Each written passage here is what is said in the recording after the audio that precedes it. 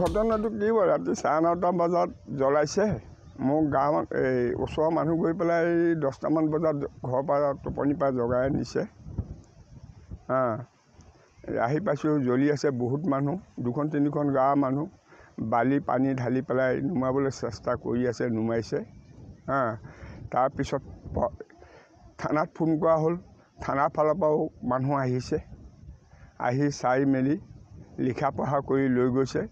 এতিয়া কি কয় থানাই সেইটো তেখেতসকলৰ বিষয়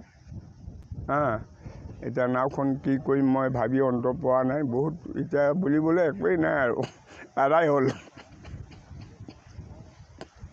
কিমান টকা বেয়া হৈছিল নাওখন বনাওঁতে এতিয়ালৈকে 9.5 লাখ টকা গ'ল আৰু 4-5 লাখ টকা খৰচ কৰিলে মোৰ নাওখন ক্লিয়াৰ হ'লহেঁতেন এতিয়াতো উপায় নাই আৰু নাও আকৌ খুলিব লাগিব খুলি লৈ যি গিদিচলা কাঠ আছে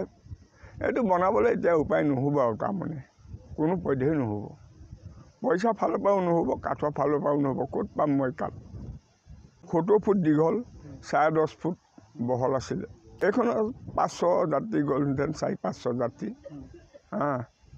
গাড়ী গ'লহেঁতেন 7-8খন সৰু গাড়ী তেনেকৈ এইটো আইটেমতে বনোৱা হৈছিলে শত্ৰুতাটো আছে এতিয়া কাক ক'ম সেইটো প্ৰশাসনে উলিয়াব প্ৰশাসনক দিয়া হৈছে